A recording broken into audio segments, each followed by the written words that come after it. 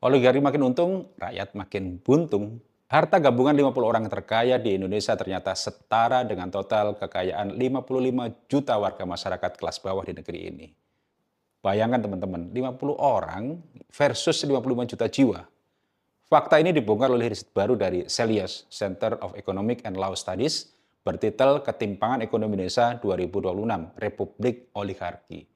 Ketimpangan ekstrem ini bukanlah sebuah kebetulan, melainkan puncak gunung es dari sebuah sistem ekonomi kapitalistik yang memang cacat secara struktural.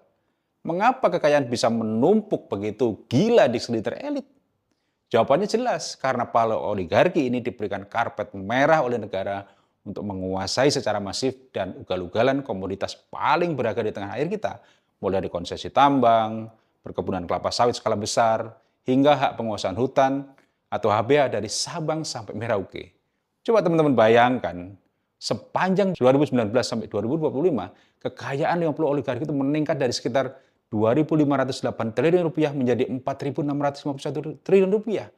Menurut media Wahyu Askar, Direktur Keadilan Fiskal Celios, kelompok ini mampu mengakumulasi kekayaan hingga 13 miliar rupiah per hari. Sementara upah buruh hanya mengalami kenaikan sekitar Rp2.000 per hari. Proyeksinya, kekayaan median super kaya pada 2020 menjelonjak menjadi 106% menjadi 107,7 triliun rupiah.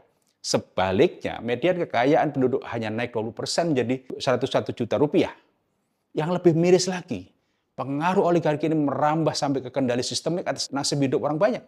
Kelompok oligarki ini memiliki kekuatan menentukan harga komoditas strategis, mulai dari minyak goreng, LPG 3 kilo, hingga tarif transportasi online dan harga properti.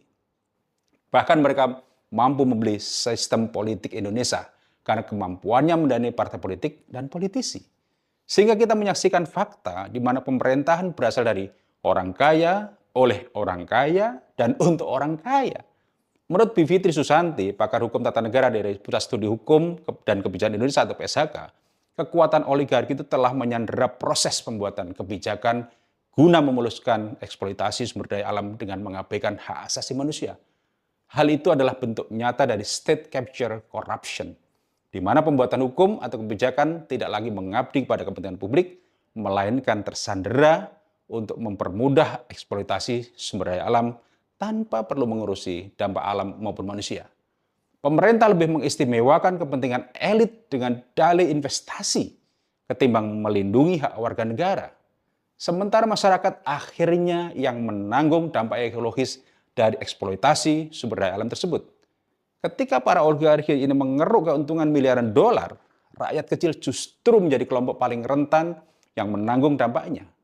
Mereka kehilangan ruang hidup, kehilangan air bersih, kehilangan udara bersih, dan bahkan seringkali hutan adatnya pun digusur demi keekspansi bisnis.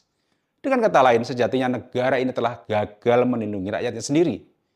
Bagi kita, potret buram ketimpangan ini adalah alarm keras bahwa kita sedang mewarisi masa depan ekonomi yang terjebak dalam cengkeraman kapitalisme kronis. Kita tidak boleh jadi generasi yang pasif dan apatis, tapi harus menjadi garda pengawas atau watchdog, mendesak reformasi secara mendasar kebijakan dan sistem yang terbukti eksploitatif ini. Tanpa itu, maka kesenjangan dan ketimpangan makin menjadi dan menjadi hidangan berita sehari-hari. Bagaimana pendapat kalian, teman-teman?